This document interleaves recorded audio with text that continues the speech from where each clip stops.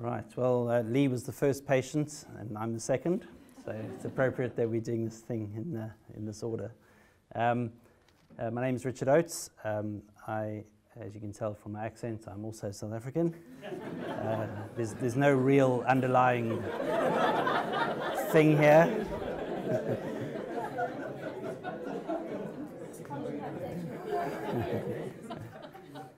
We just happen to, lead the world in various ways. I moved over to the UK in 2001. I've lived here for 16 years, and obviously I've had to live with haemophilia for my life. Haemophilia care that I received in South Africa was very good. In fact, some of my doctors were sort of world leaders in the field, so I count myself as being very privileged in terms of the care that I received there. In particular, the protection of my joints. They were very good at looking after my joints, and also I was lucky in the sense that I tended to get muscle bleeds rather than joint bleeds, so I count myself as being very fortunate. Once I moved over to the UK, I moved to Oxford for a bit for the Oxford Haemophilia Centre, and then moved to Basingstoke because I happen to live in Tadley, which is about 10 minutes from the hospital, so it just made a lot of sense. I was involved in a previous clinical trial for a recombinant factor VIII product, which went very well, and I think Savita thought that I was reasonably well behaved on that trial, and so she offered for me to take part in the BioMarin gene therapy trial. I was delighted to do it for a number of reasons, and thinking about them is the one thing is obviously is it's potentially it's a cure for haemophilia, so there's a huge medical reason for that. I've lived with haemophilia, but I'd rather not, and so the fact that that is a cure was just a huge motivator to take part in it. And then secondly, there was a kind of philanthropic motivation as well, because gene therapy is potentially a huge breakthrough, and it can transform the lives of millions, and so to actually be part of a trial like that is actually quite a privilege. If you think about the benefits that could accrue as a result of being part of it. So that was another big motivation. And the other thing was that I was being paid. and if you want loyalty, get a dog, as they say. Paying people to take part in trials is important. It is very inconvenient, and so making sure that people are adequately remunerated for it is good.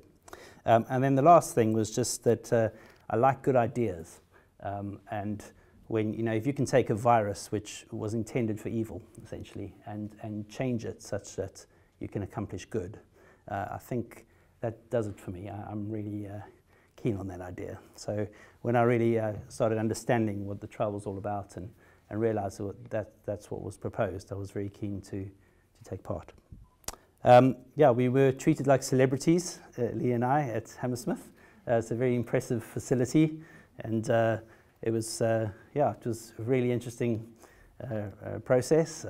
Everything was monitored umpteen times a day, and it was very fancy, and we were looked after very well. And it was quite curious because everyone was monitoring everything, and once I had the sort of all these vials of fluid going in, and everyone was kind of looking at me, and I was kind of nervous because I was wondering what was meant to happen.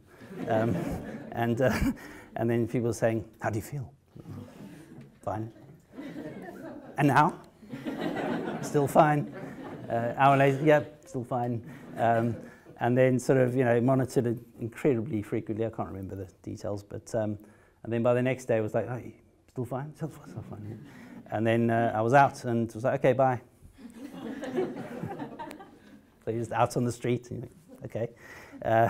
And then obviously we had to wait a while to see whether there was any kind of effect from the gene therapy. Obviously the samples weren't very pleasant, but that's why you're getting paid, I guess. And my results are very good. My factor VIII climbed from 0, which is what I had, to 5%, which was incredible. And as a result, I just lost all need for any kinds of infusions at all. Was on prophylaxis before, and now I didn't have to treat myself at all for months on end, which was a huge thing, you know. Just that whole sort of worry and whole concern of just, you know, being aware of what you needed to do and just being aware of where your medication was and all that kind of thing. All that just disappeared. Went off to Crete on holiday and went scuba diving with my daughter, and afterwards someone said to me, "Are you supposed to be doing that as a haemophiliac?" And I thought, So I went to Google, obviously the doctor on call, and had a look, and they said, no, really, you shouldn't be scuba diving. You can get, you know, spinal problems, and so I was like, great. So I treated myself prophylactically just in case, but I was absolutely fine. So, you know, a lot of opportunities like that have now opened up with these kinds of things, which, you know, Lee and I have never had, you know, the opportunity of doing. So, you know, those kinds of things are quite life-changing. Savita asked me to just bring you some thoughts just about of how, you know, patients should be treated, really, or, you know, do I have any comments on how clinical trials could be done in future? And so I've made a note of a few things. So the one thing is just be aware of our motivations to take part of the trial. You know, we're not all financially motivated. We are philanthropic. We do really want to help. And what we're really keen on is that the results of these studies actually do benefit people. So, you know, we really want to make sure that, you know, the results of the research and that these results really impact other people. So don't let any of this research just stall. It's got to go forward. It's got to benefit others. Otherwise, it's fairly pointless. So the second thing is just remember that we are people. We're not test subjects. We're not guinea pigs. We're not pin cushions. We are people. And this trial has really showed that Savita has looked after us really well, and the guys in Hammersmith looked after us incredibly well, and we were really treated as people. But I think that it bears repeating that. Just remember, we are people just like you. And so, you know, if you want to know how to treat us, imagine that I'm your son, or I'm, you know, or I'm not your daughter, but you know what I mean. And then treat us accordingly. The other thing is you know, often these trials, they're quite long-term and they involve quite a lot of hassle, frankly. So you do need to remunerate people properly for doing it. So that's one thing, and we were. But the other thing is you must really try to make sure that these follow-up visits that we have to have are as local as possible. So, you know, getting someone to travel all the way to London to take samples is not on. We really benefited tremendously by the fact that, you know, Basingstoke Centre was right there. So all our blood test results, everything we needed to do, all the samples we had to deliver, everything was all local. It was really easy. So if you can make sure that these trials, when they are rolled out, that the follow-up visits are done in a local setting, it makes it a lot easier for the people taking part. Don't take more samples than you need. And try to make sure that the samples you take are as little embarrassing as they can be. You know, it's not always easy, these kinds of things, and I know we're being remunerated for it, but it doesn't make it any easier. The other thing is that there's a whole lot of forms that you have to fill in, which is fine, but some of them are really difficult to fill in because they're just not very well designed. So, you know, if you're going to do a form, and you want us to fill it in, that's absolutely fine, but please fill it in yourself. Okay, and just try it and see, and you'll discover that you can't fill in day, month, year in 2 boxes. You just can't. So, you know, just fill the form in and try it yourself, and then make some formatting changes, and it'll just make life easier for everybody. The other thing which I loved being involved in this trial with Savita was the fact that she communicates.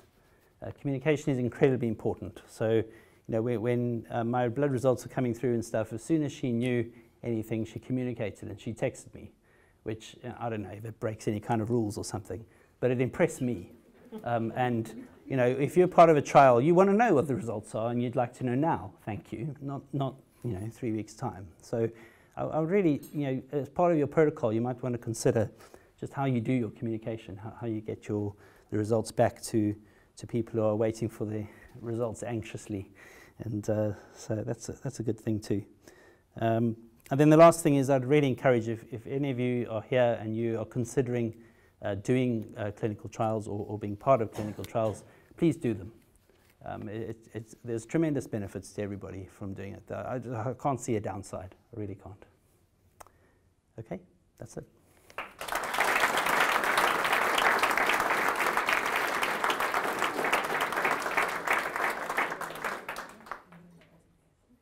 Okay, any questions? Right. You said you can't see a downside, but of course it's a trial, it's experimental treatment. So I wondered how much you thought about the possible dangers of doing it at the time, and how much you think about them now. I did think about the dangers quite carefully. I was aware that there had been a lot of testing of this product already, so I was there are always risks, and it was one of these things of, well, actually some risks are just simply worth taking, and I had to think about my motivation very carefully, because if something went drastically wrong, the money wouldn't make any difference. So it was really about what is your motivation here, and my motivation was, well, there's a potential cure here which I could take a risk on, and also this could benefit lots of people. And so I think those are the two motivations which just overrode the risks really for me. The risks were very clearly outlined by Savita, and I kind of did the usual risk assessment, if you like, and decided that the risks were worth taking. A question about your quality of life. Do you think of yourself now as having haemophilia? Or have you sort of almost forgotten that you have that? You told us about your scuba diving experience. So how has that played in since the treatment? It was actually quite amazing. I did forget about the haemophilia pretty quickly. It just became a non-event, really, which was quite incredible when I look back on it. All my life I've been sort of aware of everything I was doing and avoiding contact sports and not doing silly things like bungee jumping. And not that I'm very sporty anyway, I'm not that way inclined, but there's always those things I couldn't do, and now those kind of restrictions were gone. I mean, one of the things that I did, for example, is that my daughters were very keen on ice skating, and I can't think of anything worse as a haemophiliac than ice skating. And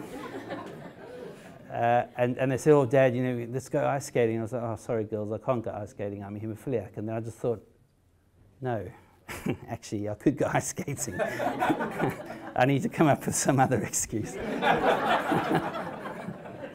So I think I took them to a restaurant instead.